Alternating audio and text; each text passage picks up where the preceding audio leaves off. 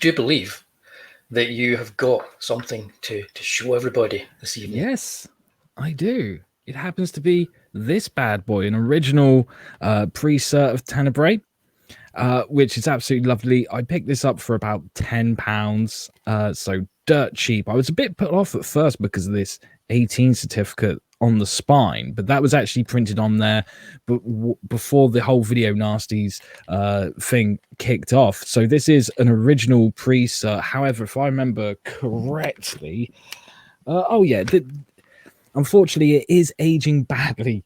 VHS do, so I've got to give this one a little bit of a clean with some isopropyl alcohol, but it's just a lovely little pre-cert, and it's one of the easier ones to pick up. Like I said, you can pick it up for about 10 quid from eBay. Every now and then you're going to find someone who tries to try and get like 20, 25 quid for it, but most of the time you can pick it up for about a tenner, and it's beautiful. Yeah. If I remember correctly, one of the alternate titles for Tenebrae was Unsane. And since the release of the movie, there have been two bands who, one of them called themselves Unsane. There was another band that did a song called Unsane. And apparently both of them were inspired by Tenebrae. And I believe there is also a metal band called Tenebrae. Tenebrae, yeah. And Tenebrae means darkness. Yeah. Yeah. Yeah. Which is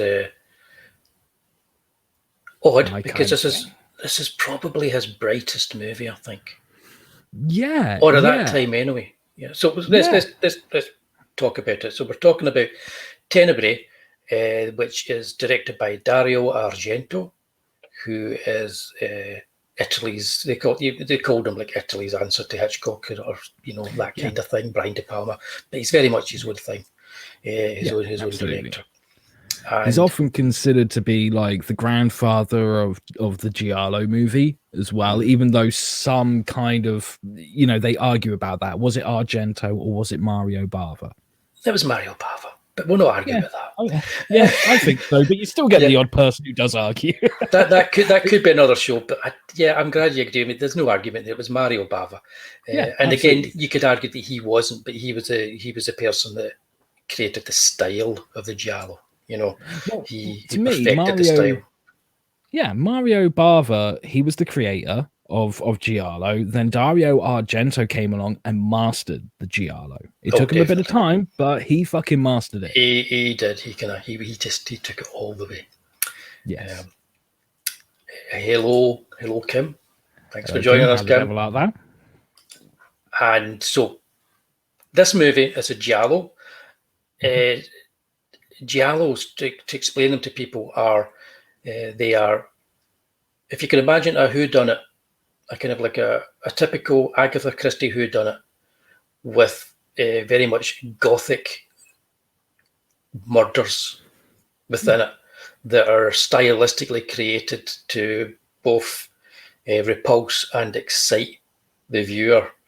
I think that would be my description of what a Giallo is, basically what a Giallo is.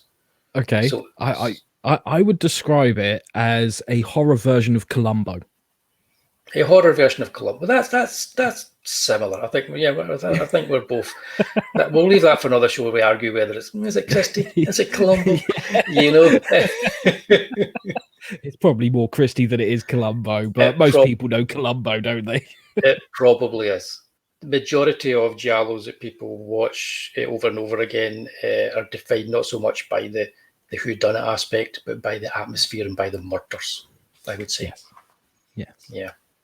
This is a latter day Giallo by Dario Argento, who was returning to the genre, and it was a legitimate video nasty. Where was it situated in the hierarchy? It was actually prosecuted, wasn't it? As far as I know, it was seized on the DPP 39. It was seized, and whether it was successfully prosecuted or not, I really couldn't tell you. But it was on that main list of 39 titles. And like we've said before, with a lot of titles, that was based on the cover art. So Driller Killer was prosecuted mainly because of its cover art. Tenebrae had problems with both its cover art and the contents of the movie. Yeah. So it was one of those rare exceptions where they were like, okay, we don't like the cover art because as we can show you on this pre-cert, this is the original cover art, and you can see that there's the blood dripping from this lady's neck. So when it eventually did get released in a cut version later on VHS, they changed the blood for a ribbon, a red ribbon, because they found that to be non-offensive and non-obscene. That was their main issue with the cover. But with the movie, it was simply the amount of kills that were in the movie, because if I remember correctly, Tenebrae has the most kills in any Dario Argento movie. Yeah, and they're all fantastic. People Circus says here in the chat, classic killers with black leather gloves and stuff like that. Yeah, that's it all starts here. The idea, you see the glove, you see the killer's glove, which oftentimes can hide the hand of a woman or a man. So the killer is often concealed, even occasionally wears a mask, always tends to have a hat, that kind of stuff. The thing about that poster, to come back to that, is by adding the actual band around the neck, they kind of fetishize the body, and it makes it slightly creepier. So what they did was they made it. I thought they made it. I kind of quite like it with a ribbon on it. It kind of think this is a really forbidden, weird horror movie. Yes, it certainly gives it a more. It makes it feel like it's going to be a more sexualized movie. It does, and it's not that at all, really. Dario Argento had a couple of films that were on the banned list in various different tiers. Yes, Inferno was on one, but wasn't in the top tier one, I don't think. If you've got a copy there of Inferno, yes, this is Inferno, which was also on the Video Nasties list, and you don't get to Tenebrae without Inferno. Inferno plays a very important part in Tenebrae's existence. Tell us a story. Tell us how Inferno leads to Tenebrae. Okay, well, in order to tell that, we have to go back to 1977, because Suspiria was released in 1977, and it did gangbusters. People absolutely adored it. And of course, Suspiria was the first entry into a trilogy that Dario Argento was making called the Three Mothers Trilogy.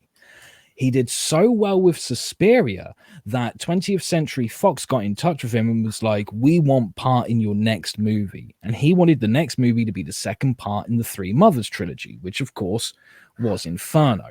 So his plan was to write Inferno, make Inferno, release Inferno, and then get to work on the third part of the Three Mothers trilogy. However, whilst he was writing Inferno, he became quite ill. He had some serious health issues. He thought that he could get over them by the time filming started, but he didn't. So he took those health issues with him onto set whilst making Inferno. But he thought, it's okay. We've got 20th Century Fox behind this. They can help really push the marketing and everything. People will love this as much as Suspiria. And then all of a sudden, Inferno flopped. And 20th Century Fox were like, we've made a bit of a mistake with this one. And Dario Argento was clearly quite heartbroken about this. So he decided to put the third entry of his Three Mothers trilogy on hold. And during that time, he was thinking about what he should make next. And he ended up having this crazy fan find his phone number and get in touch with him. And this fan started off quite nice, going, oh my God, you're Dario Argento. You made my favorite movie ever, Suspiria. I love it.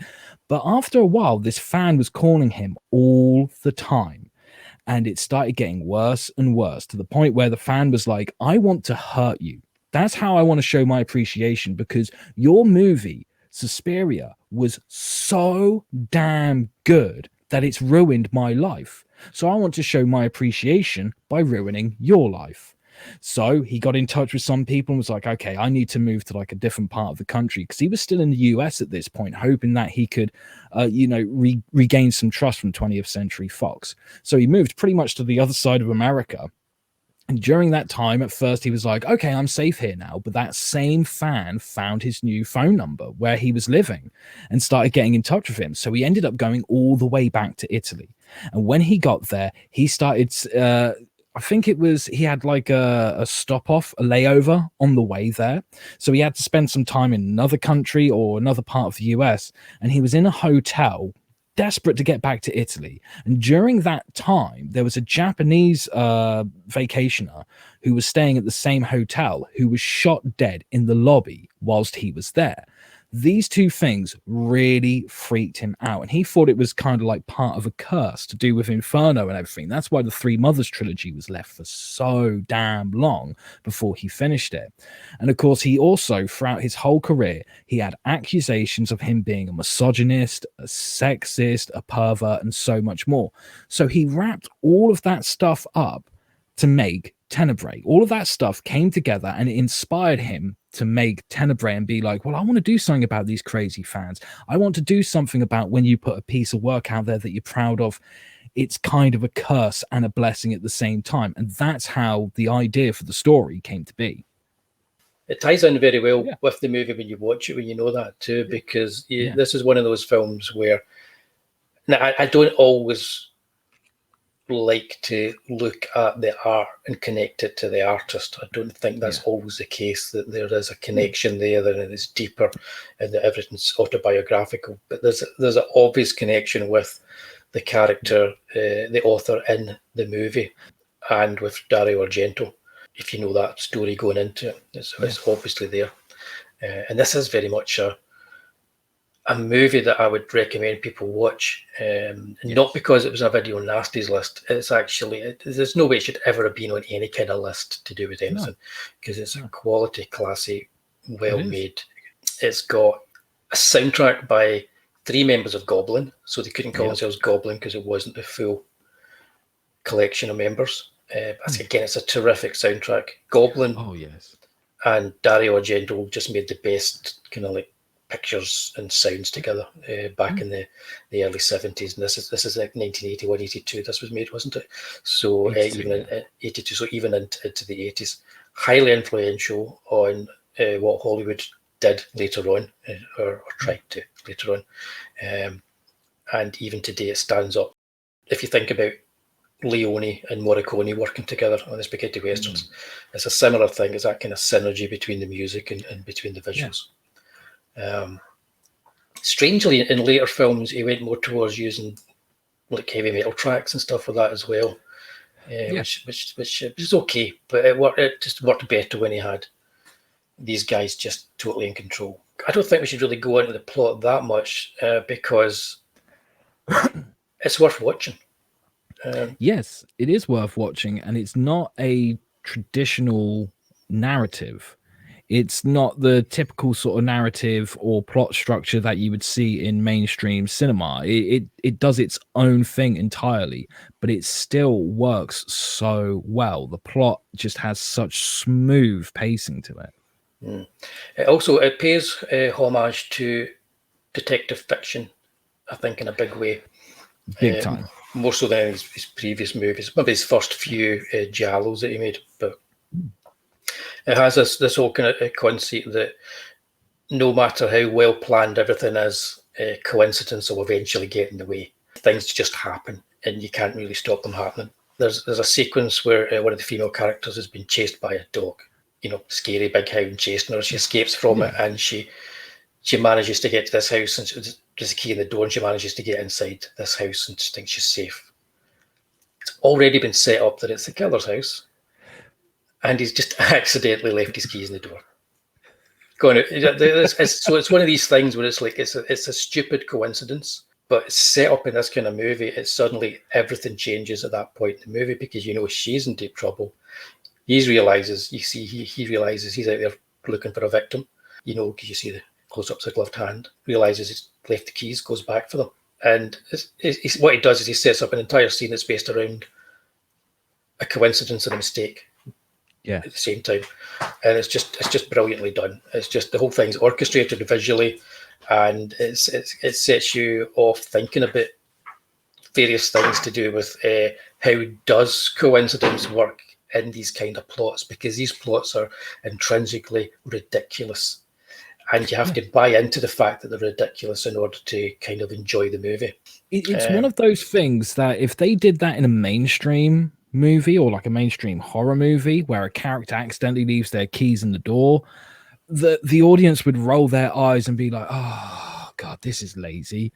But because it's Argento and it's not your mainstream cinema, it works. He has a very artistic flair with his movies, so it just kind of works. There's something where he manages to kind of give you this obviously fictional world, but there's a lot of it that's grounded in reality, so you can buy little coincidences like a killer leaving his keys in the door, walking off, and then going, oh no, I've done it again, haven't I?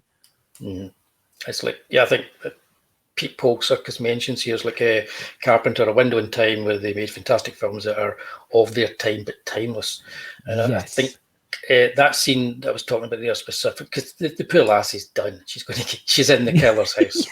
The killer's, and it's a very kind of modernistic. Everything in this is chic. It's like Vogue chic for 1982.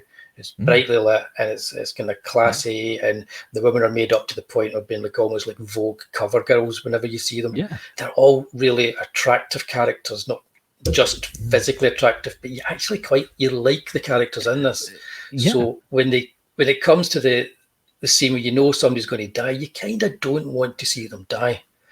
And again, that goes against the grain for most giallos, because you're wanting to see the killing because it's a set piece.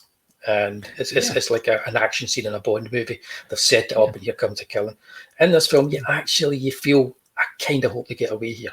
That at least I did. Every time I watch it, I feel that way. No, I'm with you on that one, and I think that's part of the reason why this is both considered the last giallo movie to ever be made, but the first neo-giallo movie to ever be made.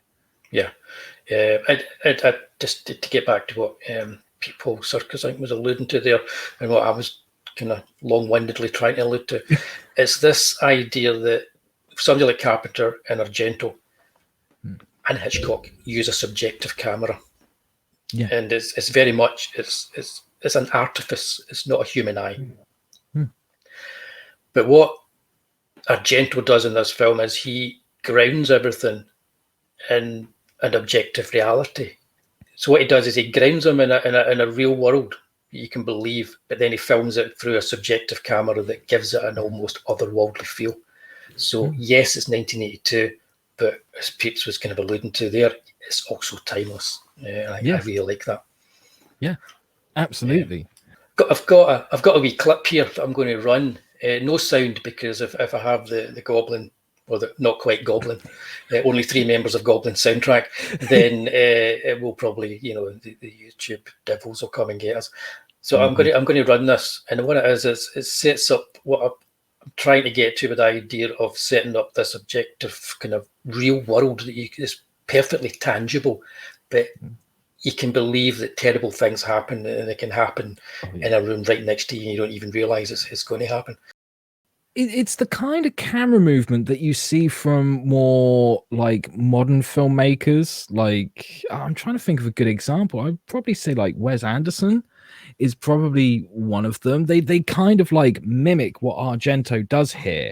But I think this is very unique to Argento himself. This is something that's often imitated, but it's not the same. Like Argento really wants you to feel uneasy with the camera movements. He's very creative with his camera movements, especially this. I mean, before Tenebrae was released, can you think of one movie where they had such a long sequence that was all filmed in one take, and the camera is constantly moving and weaving in and out of different set pieces? Yeah, not going from exterior to interior, then back out again, and quite the way it does here. And again, you need the sound to help it as well. But what it does is it cements this place, and it cements the characters in the place. And then it also it does what Hitchcock always talked about. It takes you to the point of boredom. So you take the audience to the point of boredom, and you know where to get them to, just to get to that point, and then you hit them with what it is that you're going to show them. And Hitchcock was perfectly sort of like good at doing that. Just stretch everything out just to that point. Well, I think what Hitchcock meant by that is you have to create an area where you're in a shot and you can surprise the audience. Yeah. And that's what Argento does all the way through this movie.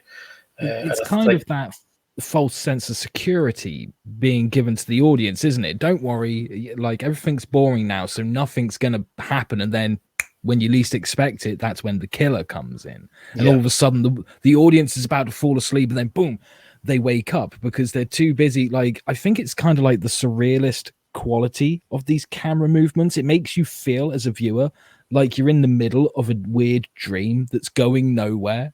Yeah. And then all of a sudden you're awake, you're back to reality. Well, I think, surrealism, this is the closest I think any giallo has ever gotten to a kind of Dadaesque surrealist kind of approach. It's got, as Pete says quite right, a perverse voyeuristic aspect to the shots. Yeah. And there's the glove, there's the hand, and there's the razor. And then suddenly it becomes all very objective, very stylized, not at all realistic.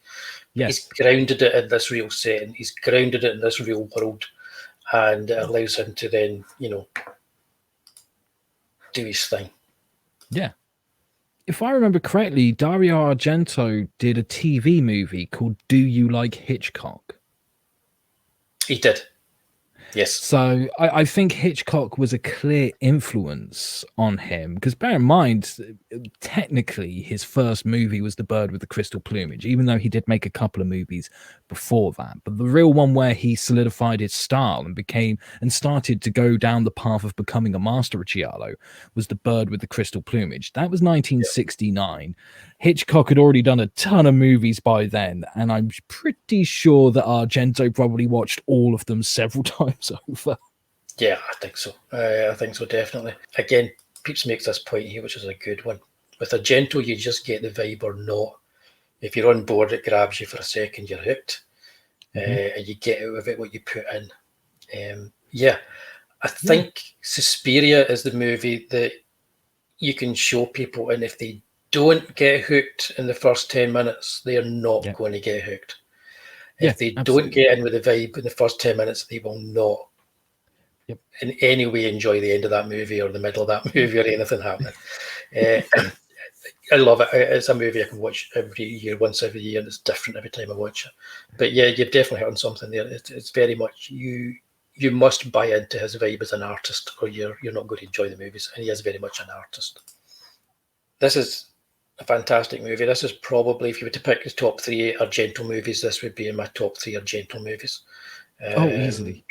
Depending on how I feel, it could be the number 2 spot. Suspiria is always going to be number 1. That's just the way it works, guys.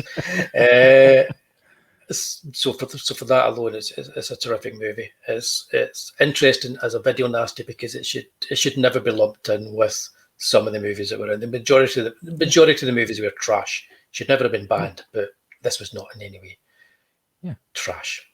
So, absolutely. Is there anything that we want to kind of talk about this movie that we may have missed? There is. I mean, there's the woman in the dream sequence. But that's another aspect of it that could very well be a reason why it was one of the ones that they would ban. And the woman in the dream sequence, it's very stylized and grueling sequence to watch. But the actress was a trans woman. Yeah. As far as I don't know if she was the first trans actress out there or not, but one of the earliest trans actresses. Yeah. So in that part, which was no accident, I don't think, because he's actively making reference to all the criticism that it had before, as you were mentioning.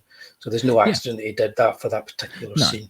No, it was very deliberate. The same as when Peter Neal's being interviewed by his friend, and when he first sees her, she's all very nicey to him, and then the interview begins, and she starts saying things like, "You're a misogynist. This is violence against women," and Peter Neal's very kind of like, hold on, we're friends. Where the hell does this come from? Where are you at? What are the basis for your accusations? And then, of course, we later on see the kind of relationship that reporter is in. So there's a lot of Argento not necessarily attacking the criticisms that he's been receiving, but kind of putting out his confusion. He's using Peter Neal as his voice to say I don't get it. What are you guys on to believe that? Have you actually looked at the details of my movies?